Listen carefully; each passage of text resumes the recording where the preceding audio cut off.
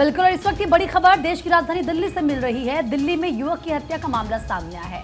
Ice cream बेचने वाले की हत्या की गई है। प्रभाकर नाम के युवक की चाकू मारकर बेरहमी से हत्या की गई। इंडिया गेट के पास ये वारदात हुई है। अब पुलिस इस पूरे मामले की जांच में जुटी हुई है। बेहद ही हैरान करने वाला ये पूरा मामला, क्योंकि इंडिया गेट के पास आपने देखा होगा कि किस तरीके से सुरक्षा बल मुस्तैद रहती है, और ऐसे में वहां पर आइसक्रीम बेचने वाले की हत्या जिस तरीके से की गई, अपने आप में सवाल भी खड़े हो रहे हैं। प्रभाकर नाम इस शख्स का बताया जा रहा है जिसकी चाकू से गोदकर हत्या की गई है। कुछ कहना चाह रही हैं पलक आप? बिल्कुल, जो जानकारी मिली शुरुआती जांच के मुताबिक प्रभात नाम इस शख्स का है, जो कि आइसक्रीम बेच रहा था। तभी एक दूसरा शख्स उसके पास आता है और आइसक्रीम के रुपए देने पर कुछ विवाद हो जाता है। विवाद इतना ज्यादा बढ़ जाता है कि उसकी हत्या कर दी जाती है। तमाम जानकारी से संवाददाता सुरेश जुड़ गए। सुरेश, आखिर वजह क्या कुछ बताई जा रही है इस पूरे वारदात के पीछे, पूरे हत्याकांड के पीछे, क्योंकि काफी वीवीआईपी पूरा ये इलाका है और ऐसे में भी इस वारदात को अंजाम यहाँ पर दिया गया। की वारदात होना अपने आप में दर्शाता है कि कितनी बड़ी चूक है सुरक्षा के अंदर। एक शख्स की वहां पर हत्या हो जाती है जो आइसक्रीम की रेहड़ी लगाता है, उसका नाम प्रभाकर बताया जा रहा है। हालांकि पुलिस के जो डीसीपी है देवेश मेहरा, उनका कहना है कि अभी मामले की जांच शुरुआती की है। अभी हमें सबसे पहली प्राथमिकता है पूरे मामले को सॉल्व करना, जिसमें जो शामिल थे उनकी गिरफ्तारी करना, क्योंकि कहीं ना कहीं इस वारदात में सुरक्षा की चूक बहुत बड़ी हुई है। क्योंकि आइसक्रीम की रेहड़ी लगाने वाले शख्स पहचान हुई। हालांकि पुलिस कह रही है कि इसके नाम का बारे में कोई पूरी जानकारी नहीं मिल पाई है, लेकिन जो प्रभाकर जिस शख्स का नाम बताया जा रहा है उसके लिए पुलिस ने अभी 9 टीमें बनाई हैं। इसके साथ ही 3 टीम जो स्पेशल स्टाफ की बनाई गई है, यानी कुल 12 टीमें बनाई गई हैं जो लगातार इस पूरे मामले की जांच में जुट चुकी है। जी देखिए, इस पूरे मामले को लेकर तफ्तीश की जा रही है। अधिकारियों की तरफ से कोई बयान कि आखिर हत्या के पीछे की वजह क्या है, कोई सीसीटीवी फुटेज? जी बिल्कुल, जैसा मैंने बताया कि जो इलाके जो डीसीपी है वो देवेश कुमार मेहरा है, जिन्होंने अभी बातचीत में बताया कि उन्होंने 9 टीमों का गठन किया है। फिलहाल की शुरुआती अभी हॉस्पिटल जा रहे हैं। हॉस्पिटल उसके जो बॉडी को उसका मॉर्चरी में रखी गई है, उसका पोस्टमार्टम कराया जाएगा। अभी हालांकि जो वहाँ आसपास के जो सीसीटीवी लगे हैं उसकी जांच की जा रही है। जांच पर देखा जाएगा किन लोगों ने उस पर हमला किया, कितने लोग थे, कितने क्या शामिल थे और किस वजह से इसकी हत्या हुई है। ये तमाम चीजों को अभी जांच का विषय है। लेकिन डीसीपी का कहना है इस पूरे मामले की जांच के 9 टीमें बनाई गई है और उन्होंने उम्मीद जताई कि बहुत जल्द इस पूरे मामले को पूरे मामले की जांच करके ये पता चलेगा कि ये कौन हत्यारे थे। लेकिन सुरेश, एक बात और बताइए कि जो ये मृतक शख्स है ये कहाँ का रहने वाला था? जो इसके परिजन थे, क्या उनसे बातचीत की गई है? देखिए, आपको बता दें कि जो इंडिया गेट का जो इलाका है वो आइसक्रीम के लिए बड़ा मशहूर है। लोग दूर दराज से रात को वहाँ पे आइसक्रीम खाने के लिए आते हैं और वो वहाँ पे जो आइसक्रीम का जो है करीब देर रात तक वहाँ सिलसिला चलता रहता है। इस आइसक्रीम की रेहड़ियों को हटाने के लिए कई बार एनडीएमसी की तरफ से भी कहा गया है, क्योंकि आशंका बनी रहती है झगड़ा होने, क्योंकि लोग वहाँ क्राउड इकट्ठा होता है। हालांकि जैसे भी आपने बात की शख्स के घर वालों की, तो हालांकि अभी तो पता नहीं चलता कहाँ का रहने वाला है, लेकिन पुलिस का कहना है कि अभी पूरी शुरुआती तो रात को घटना हुई है। पुलिस अभी जांच करेगी, सीसीटीवी कैमरे की छानबीन की जाएगी और जो आसपास जो उसके रेहड़ी लगाते हैं उन लोगों से पूछताछ की जाएगी। उसके बाद पता चलता है कहाँ का रहने वाला। लेकिन पुलिस ने इतना आश्वासन जरूर किया है कि इस पूरे मामले के जो भी लोग शामिल होंगे उनकी गिरफ्तारी बहुत जल्द की जाएगी। ठीक है सुरेश, बहुत बहुत शुक्रिया आपका तमाम जानकारी देने के लिए। तो पुलिस पूरे मामले की जांच तेजी के साथ कर रही है। ये मृतक शख्स कहां का रहने वाला है, परिजनों का अभी तक कुछ पता नहीं चल पाया है, लेकिन कोशिश ये है कि जल्द परिजनों से बातचीत हो सके। हालांकि पोस्टमार्टम होने के बाद ही जो चीज़ें बाकी के क्लियर हो पाएंगी। वहां पर तमाम सीसीटीवी कैमरा भी है, क्योंकि इंडिया गेट का ये इलाका, और ऐसे में आप जानते हैं कि चप्पे चप्पे पर जवान मुस्तैद रहते हैं, इसीलिए तमाम सवाल भी कहीं ना कहीं ये खड़े हो रहे हैं कि कैसे इस वारदात को अंजाम वहां पर दिया गया। पलक, आगे बढ़े। और इसी बीच अगली बड़ी खबर पटना से आपको बताएंगे, जहां पर जेडीयू नेता की गोली मारकर हत्या कर दी गई। बाइक सवार बदमाशों ने यहां पर गोली मारी है। बाइक सवार 4 बदमाशों ने फायरिंग की। पुनपुन इलाके में जेडीयू नेता सौरभ की हत्या का यह पूरा मामला है। फिलहाल पुलिस इस पूरे मामले की जांच पड़ताल में जुटी हुई है। तो बड़ी जानकारी आपको बता रहे हैं। हालांकि इस मामले के बाद आक्रोशित लोगों ने पटना गया मार्ग को जाम कर दिया। प्रदर्शन वहां पर किया जा रहा है। जानकारी मिल रही है कि पुनपुन से एक शादी समारोह से वापस लौटते वक्त जेडीयू नेता की हत्या कर दी गई। जानकारी मिलते ही मौके पर पुलिस पहुंच चुकी है। स्पेशल टीम पहुंच चुकी है जो कि इस पूरे मामले में जांच पड़ताल कर रही है कि आखिर ये कौन लोग थे, किस वजह से इस वारदात को अंजाम दिया गया, क्या कोई आपसी रंजिश रही या क्या कुछ वजह रही। इसकी फिलहाल जांच पड़ताल पुलिस के द्वारा की जा रही है। दरअसल आपको बता दें, बाइक सवार 4 बदमाशों ने ताबड़तोड़ फायरिंग यहां पर की, जिसमें सौरभ के सिर पर 2 गोली लगी और उसके साथ ही मुनमुन, उससे भी 3 गोली लगी है। उसके साथ ही मुनमुन को भी यहां पर 3 गोली लगने की खबर सामने आई है। तो देखिए, पूरी घटना पुनपुन इलाके की और इस बीच हत्या की है पूरी वारदात। जांच पड़ताल लगातार जारी। आपको बता दें कि पुलिस बल फिलहाल जांच में जुटी हुई है। पटना की एक खबर जिसके बाद इलाके में अफरा तफरी का माहौल देखा गया। पटना में जेडीयू नेता की बाइक सवार 4 बदमाशों ने फायरिंग कर हत्या कर दी है। फिलहाल जांच पड़ताल लगातार जारी है। पुलिस अलग अलग एंगल से जांच पड़ताल को आगे बढ़ा रही है। पुनपुन इलाके में जेडीयू नेता सौरभ की हत्या का है पूरा मामला।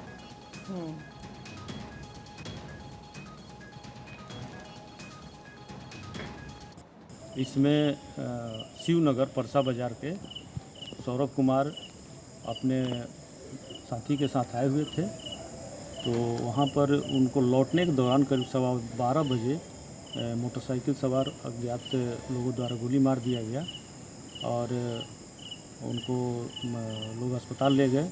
उनके साथ एक मुनमुन कुमार भी घायल थे, उनको कंकड़बाग उमा अस्पताल ले जाया गया, लेकिन सौरभ कुमार की मृत्यु हो चुकी थी।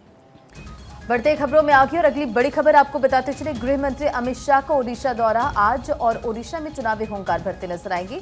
ओडिशा के सोनपुर में जनसभा को संबोधित करेंगे। भुवनेश्वर में कार्यकर्ताओं को संबोधित करेंगे अमित शाह। तो ये बड़ी खबर आपको बता रहे हैं, गृह मंत्री अमित शाह ओडिशा के दौरे पर पहुंचने वाले हैं और इसी दिन सोनपुर में एक जनसभा को संबोधित करेंगे और इसके बाद भुवनेश्वर में कार्यकर्ताओं के साथ मीटिंग करेंगे। भाजपा उपाध्यक्ष गोलक महापात्र ने ये पूरी जानकारी शेयर की है।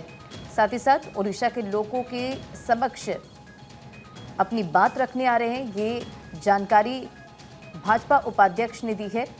और देखिए, लगातार बीजेपी के तमाम दिग्गज अलग अलग राज्यों में पहुंच रहे हैं और चुनावी हुंकार भरते नजर आ रहे हैं। मुख्यमंत्री नवीन पटनायक इस बार बलांगीर लोकसभा सीट के तहत आने वाले कांटाबांजी से चुनाव लड़ रहे हैं और अमित शाह उसी संसदीय क्षेत्र के अंतर्गत सोनपुर आ रहे हैं और उनका वह एक जनसभा को वहां पर संबोधित करेंगे और इसे लेकर पश्चिमी ओडिशा के नेताओं में उत्साह है। सुरक्षा व्यवस्था के मद्देनजर भी पूरी तैयारियां की गई है। तो बड़ी जानकारी आपको दे रहे हैं।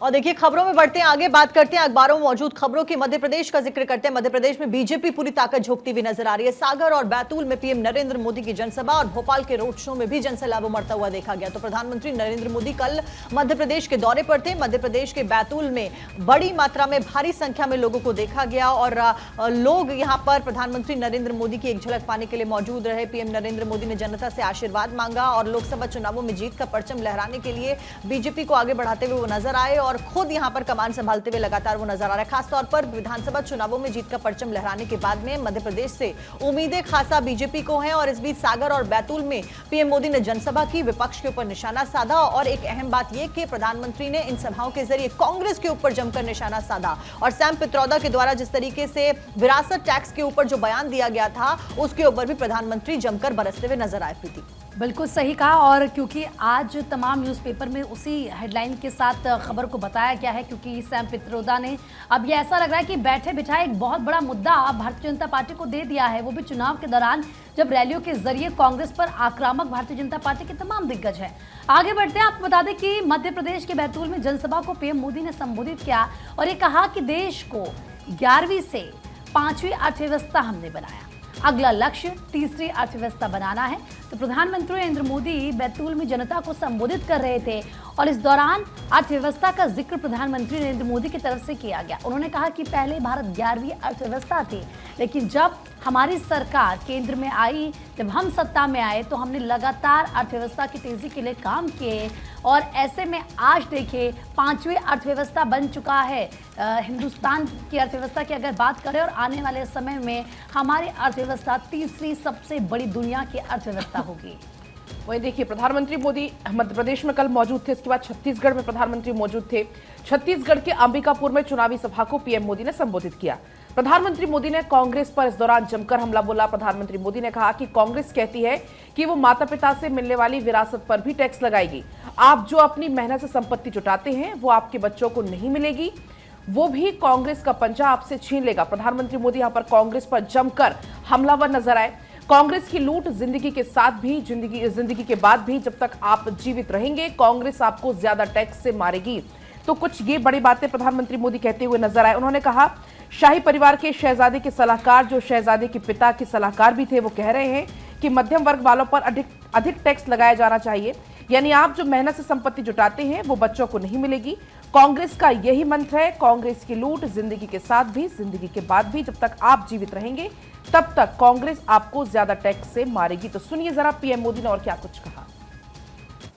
इस शाहपीर परिवार के शाहजादे के पिताजी के भी सलाहकार, उन्होंने कुछ समय पहले कहा था, और ये परिवार उन्हीं की बात मानता है। उन्होंने कहा था कि हमारा देश का जो मिडिल क्लास है, मध्यम वर्गीय लोग हैं, जो मेहनत करके कमाते हैं, उन्होंने कहा उन पर ज्यादा टैक्स लगना चाहिए। ये इन्होंने पब्लिकली कहा है। अब ये लोग उससे भी एक कदम आगे चले गए हैं। अब कांग्रेस का कहना है कि वो इनहेरिटेंस टैक्स लगाएगी, माता पिता से मिलने वाली विरासत पर भी टैक्स लगाएगी। आप जो अपनी मेहनत से संपत्ति जुटाते हैं, वो आपके बच्चों को नहीं मिलेगी, बल्कि कांग्रेस सरकार का पंजा उसे भी आपसे छीन लेगा। यानी कांग्रेस का मंत्र है कांग्रेस की लूट, कांग्रेस का मंत्र है कांग्रेस की लूट, जिंदगी के साथ भी और जिंदगी के बाद भी। तो देखिए किस तरीके से प्रधानमंत्री नरेंद्र मोदी को आपने सुना जमकर हमला बोलते हुए नजर आए सैम पित्रोदा पर। और वहीं छत्तीसगढ़ के अंबिकापुर में पीएम मोदी का कांग्रेस पर एक बड़ा हमला। पीएम मोदी का कांग्रेस पर हमला, कहा कि कांग्रेस देश का भरोसा खो चुकी है, कांग्रेस ने देश के संविधान की परवाह नहीं की है। तो जमकर हमला प्रधानमंत्री नरेंद्र मोदी कांग्रेस पर करते हुए नजर आ रहे हैं। जो बयान उनकी तरफ से दिए जा रहे हैं उन पर आक्रामक पीएम नजर आ रहे हैं। और देखिए अब प्रधानमंत्री की तरफ से कहा गया कि कांग्रेस ने देश के संविधान की परवाह नहीं की है। सुनिए जरा। ये कांग्रेस के इरादे नेक नहीं है, संविधान के अनुरूप नहीं है, सामाजिक न्याय के अनुरूप नहीं है, भारत की बिन सांप्रदायिकता के अनुरूप नहीं है। अगर आपके आरक्षण की कोई रक्षा कर सकता है तो सिर्फ और सिर्फ भारतीय जनता पार्टी कर सकती है।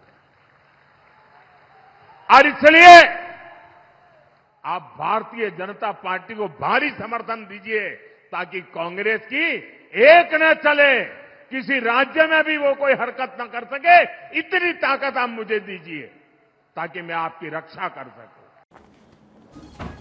तो देखिए आज फिर प्रधानमंत्री मोदी मध्य प्रदेश पहुंचने वाले हैं। प्रधानमंत्री मोदी मध्य प्रदेश में उन्होंने कल 2 रैलियां की। बैतूल और सागर में पीएम मोदी ने जमकर कांग्रेस पर निशाना साधा। कांग्रेस ने संविधान की पीठ में छुरा घोंपा, ये पीएम मोदी ने कहा। साथ ही उन्होंने कहा कि कांग्रेस आदिवासियों के खिलाफ है, 10 सालों का काम सिर्फ ट्रेलर है, अभी पूरी पिक्चर बाकी है। प्रधानमंत्री मोदी ने और क्या कुछ बड़ी बातें कही, सुनिए। 2004 में कांग्रेस ने आंध्र प्रदेश में धर्म के आधार पर आरक्षण दिया और बाबा साहब आंबेडकर की पीठ में छुरा भोंका था, संविधान के पीठ में छुरा भोंका था। फिर 2009 का चुनाव हो या फिर 2014 का चुनाव, अपने घोषणा पत्र में दोनों बार कांग्रेस ने धर्म के आधार पर आरक्षण का वादा किया।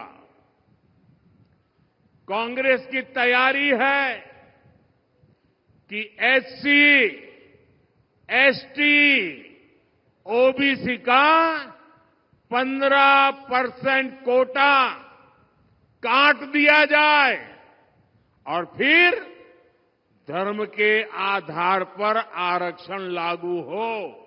बैतूल देश की एकता, अखंडता के लिए अपने प्राणों की बाजी लगाने वाले वीरों की धरती है। आदिवासी क्रांतिकारी सरदार गंजन सिंह जी कोरको और सरदार विष्णु सिंह जी गौंड, उनके योगदान को कभी भी भुलाया नहीं जा सकता। लेकिन ये कांग्रेस ने कभी आदिवासी समाज के इस योगदान को स्वीकार ही नहीं किया। ये भाजपा है जिसने भगवान बिरसा मुंडा के जन्म दिवस को राष्ट्रीय जनजातीय गौरव दिवस घोषित किया। इन 10 वर्षों में ये जो काम हुआ है वो तो केवल एक ट्रेलर है, ट्रेलर। अभी तो मुझे देश को, मध्य प्रदेश को बहुत आगे लेकर के जाना है। तो प्रधानमंत्री नरेंद्र मोदी को आप सुन रहे थे चुनावी हुंकार भरते हुए बीजेपी की तमाम उपलब्धियां गिनाने के साथ साथ जमकर कांग्रेस पर निशाना साधा है पीएम ने। बढ़ते खबरों में आके रामकृष्ण मिशन के नए अध्यक्ष बने स्वामी गौतमानंद महाराज। पीएम नरेंद्र मोदी ने एक्स पर पोस्ट कर उन्हें बधाई दी है। मुझे यकीन है वह अपनी बुद्धिमत्ता से हमारे समाज का मार्गदर्शन करेंगे, पीएम नरेंद्र मोदी ने लिखा है। रामकृष्ण मिशन का भारतीयों के जीवन में विशेष स्थान है। प्रधानमंत्री नरेंद्र मोदी ने ये सोशल मीडिया प्लेटफॉर्म एक्स पर पोस्ट करते हुए उन्हें बधाई दी है। तो देखिए, स्वामी स्मरणानंद महाराज के निधन के बाद स्वामी गौतमानंद के अंतरिम अध्यक्ष के रूप में पदभार संभाला और रामकृष्ण मठ और मिशन के अनुसार लोकतांत्रिक तरीके से चलने वाली 1 सदी पुरानी अंतर्राष्ट्रीय संस्था के अध्यक्ष का पद कभी खाली नहीं होता। 7 अप्रैल को दिवंगत 16वें अध्यक्ष के भंडारा समारोह में 1 महीने के भीतर अगले अध्यक्ष का लोकतांत्रिक तरीके से चुनाव किया गया है और प्रधानमंत्री नरेंद्र मोदी ने भी पोस्ट करते हुए उन्हें बधाई दी है। बढ़ते खबरों में आगे अगली खबर, लोकसभा चुनाव के दूसरे चरण के लिए फिलहाल चुनाव का शोर थम गया है। आपको बता दें कि थम गया है और अब डोर टू डोर कैंपेन उम्मीदवार करते हुए नजर आने वाले हैं। 13 राज्यों और केंद्र शासित प्रदेशों की 89 सीटों के ऊपर 26 अप्रैल को यानी कि कल वोट डाले जाएंगे, जिसको लेकर चुनाव प्रचार थम गया। लेकिन फिलहाल डोर टू डोर कैंपेन लगातार जारी है। इस बीच कल तमाम दिग्गज अपनी किस्मत को आजमाते हुए नजर आने वाले हैं और कई सारे राज्यों की 13 राज्यों की 89 सीटों के ऊपर कल चुनाव होने, जिसको लेकर तमाम तैयारियां कर ली गई हैं। पोलिंग बूथ्स पर भी तमाम तैयारियां कर ली गई हैं और 13 राज्यों की 89 सीटों पर मतदान होता हुआ नजर आएगा और भारत 24 आपको पल पल की अपडेट और हर राज्य के हर सीट की तस्वीरें जरूर दिखाएगा। चलिए आगे बढ़ते हैं, बात हाथरस की कर लेते हैं। हाथरस से बीजेपी सांसद राजवीर दिलेर का निधन हो गया है। अलीगढ़ में इलाज के दौरान हार्ट अटैक से उनका निधन हुआ है। पीएम ने निधन पर शोक भी व्यक्त किया है। सीएम योगी ने भी उनके निधन पर दुख जताया है। देखिए किस तरीके से बाकायदा एक्स पर पोस्ट करके दुख उनके निधन पर जताया गया है। हाथरस से सांसद थे राजवीर दिलेर, जिनका निधन हो गया और ये कहा जा रहा है कि हार्ट अटैक उनको आया इलाज के दौरान। अलीगढ़ में उनका इलाज चल रहा था और ऐसे में अब वो हमारे बीच नहीं है। तो बाकायदा प्रधानमंत्री नरेंद्र मोदी की तरफ से उनके निधन पर शोक व्यक्त किया गया। तो वहीं उत्तर प्रदेश के मुख्यमंत्री योगी आदित्यनाथ ने भी उनके निधन पर दुख जताया है। तो हार्ट अटैक से यहाँ पर जो मौत की खबर है वो उनके सामने आई है। हालांकि इस बार टिकट उनका काट दिया गया था, वो हृदय के रोगी थे, ये जानकारी मिली है। उनको तबीयत बिगड़ने पर आनंद फानन में क्वार्सी से ट्रॉमा सेंटर लेकर उनके परिजन पहुंचे, जहां पर डॉक्टर्स ने मृत घोषित उन्हें कर दिया था। आपको बता दें कि मौजूदा लोकसभा चुनाव में बीजेपी ने हाथरस से उनका टिकट काटकर प्रदेश सरकार में मंत्री अनूप प्रधान को प्रत्याशी बनाया है। और ये तस्वीर आपकी टीवी स्क्रीन पर आपको फाइल तस्वीरें हम लगातार दिखा रहे हैं। मूल रूप से गवाना तहसील के दौरो निवासी राजवीर सिंह का जन्म 1 मई 1958 को हुआ था। और चलिए अब आगे बढ़ेंगे। इसी बीच एक और बड़ी खबर अब आपको बताएंगे। दरअसल आपको बता दें, घटना पर सीएम योगी ने भी शोक जताया है। राजवीर सिंह दिलेर का निधन मेरी निजी क्षति है, ये सीएम योगी की तरफ से कहा गया। मेरी संवेदनाएं शोक संतप्त परिजनों के साथ। दिलेर जी का असामयिक निधन अत्यंत दुखद एवं बीजेपी परिवार के लिए अपूरणीय क्षति है। प्रभु श्री राम से प्रार्थना है कि दिवंगत आत्मा को अपने श्री चरणों में स्थान दे। तो ये सीएम योगी की तरफ से एक्स पर पोस्ट किया गया, वो पोस्ट भी आपको हम दिखा रहे हैं। और यहाँ पर अपूरणीय क्षति उनके निधन को बताया गया सीएम योगी की तरफ से। बढ़ते खबरों में आगे और बात अब हैदराबाद की करेंगे। केंद्रीय मंत्री अनुराग ठाकुर ने कांग्रेस पर निशाना साधा है। हिंदू बेटियों को मारने वाले से हमदर्दी क्यों, अनुराग ठाकुर ने ये सवाल पूछा। घुसपैठियों और विशेष समुदाय के लिए हमदर्दी क्यों, राहुल गांधी नफरत की दुकान में नफरत का सामान बेच रहे हैं। इन तमाम बातों का जिक्र करते हुए जमकर कांग्रेस पर निशाना साधा है। तो देखिए चुनावी हुंकार, जहां बीजेपी के तमाम दिग्गज अलग अलग राज्यों में पहुंचकर भरते हुए नजर आ रहे हैं, अपने पक्ष में यानी कि एनडीए के पक्ष में वोट की अपील कर रहे हैं, तो वहीं कांग्रेस पर भी जमकर निशाना साध रहे हैं। बात यहां पर केंद्रीय मंत्री अनुराग ठाकुर की हो रही, जहां केंद्रीय मंत्री अनुराग ठाकुर ने कांग्रेस को जमकर घेरा है। घुसपैठियों विशेष समुदाय के लिए हमदर्दी क्यों, ये सवाल पूछा और बीजेपी पर जमकर निशाना साधा है। आगे बढ़ते हैं। कांग्रेस नेता सैम पित्रोदा की बात करते हैं, जिन्होंने विरासत टैक्स को लेकर एक स्टेटमेंट दिया और अब उसके ऊपर बवाल मचता हुआ नजर आ रहा है। अमेरिका में विरासत टैक्स लगता है, पित्रोदा ने कहा। उन्होंने कहा कि अमेरिका में संपत्ति का 55% हिस्सा अब दे दिया जाता है, व्यक्ति की मृत्यु के बाद में सरकार को दे दिया जाता है, अमेरिकी सरकार को। केवल 45% संपत्ति ही परिवार का हक होती है। मेरे बयानों को तोड़ मरोड़ कर पेश किया जा रहा है, सैम पित्रोदा ये कहते हुए नजर आए। हालांकि जयराम रमेश के द्वारा भी ट्वीट किया गया था और पोस्ट किया गया था और कहा गया था कि वो उनकी व्यक्तिगत टिप्पणी है, लेकिन कांग्रेस इस बात से नकारती हुई नजर नहीं आई और ये बात कहती हुई नजर नहीं आई कि हम ऐसा कुछ नहीं करने वाले। लेकिन उन्होंने व्यक्तिगत टिप्पणी सैम पित्रोदा के बयान को बता दिया। अखबारों में भी इसी बयान का जिक्र किया गया। हेडलाइन दी गई है दैनिक जागरण में, सैम पित्रोदा ने भारत में विरासत टैक्स की पैरवी करी। इंडियन ओवरसीज कांग्रेस के अध्यक्ष हैं सैम पित्रोदा और राहुल गांधी के सलाहकार भी हैं सैम पित्रोदा, जिन्होंने संपत्ति के पुनर्वितरण पर पार्टी के रुख का समर्थन करते हुए भारत में विरासत टैक्स लगाए जाने की वकालत की है। उन्होंने कहा है कि अमेरिका में ऐसे टैक्स की पहले से ही व्यवस्था है। उनके इस बयान को लेकर अब विवाद खड़ा हो गया और बीजेपी घेराव करती हुई नजर आ रही है सैम पित्रोदा का, और भाजपा ने कांग्रेस को घेरा है। प्रधानमंत्री नरेंद्र मोदी ने इस मामले पर बेहद टिप्पणी करते हुए वो नजर आए। अपने संबोधन में उन्होंने कहा कि कांग्रेस की गारंटी जिंदगी के साथ भी और जिंदगी के बाद भी। और उधर कांग्रेस ने पित्रोदा के बयान से दूरी बनाते हुए कहा है कि ये उनकी निजी राय है, पार्टी से इसका कोई लेना देना नहीं है। आपको बता दें कि शिकागो में पित्रोदा ने अमेरिका में प्रचलित विरासत टैक्स पर यह विस्तार से प्रकाश डाला है। यानी कि कुल मिलाकर समझिए कि अब पित्रोदा की इस टिप्पणी के बाद से कांग्रेस की मुश्किलें जरूर खड़ी हो जाएंगी। हालांकि कांग्रेस ने किनारा उनके इस बयान से कर लिया है, तो वहीं पित्रोदा की टिप्पणी पर बीजेपी का कांग्रेस पर पलटवार। कहा कि कांग्रेस के दिमाग में विदेशी सोच है, कांग्रेस देशवासियों का सुख छीनना चाहती है। इनको जनता के दुख से कोई लेना देना नहीं है और सुख से दिक्कत है।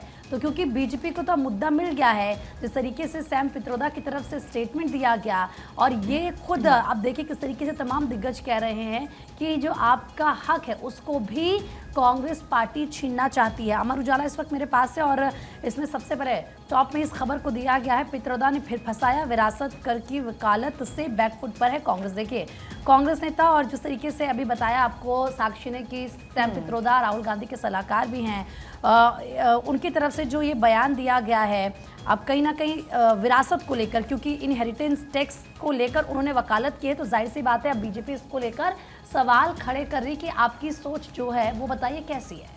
हालांकि कांग्रेस ने इस पर अपनी सफाई दे दी है और जयराम रमेश ने कहा है कि लोकतंत्र में हर किसी के पास निजी विचार रखने की आजादी है। इसका ये अर्थ नहीं है कि पित्रोदा के विचार हमेशा कांग्रेस का रुख बयां करें।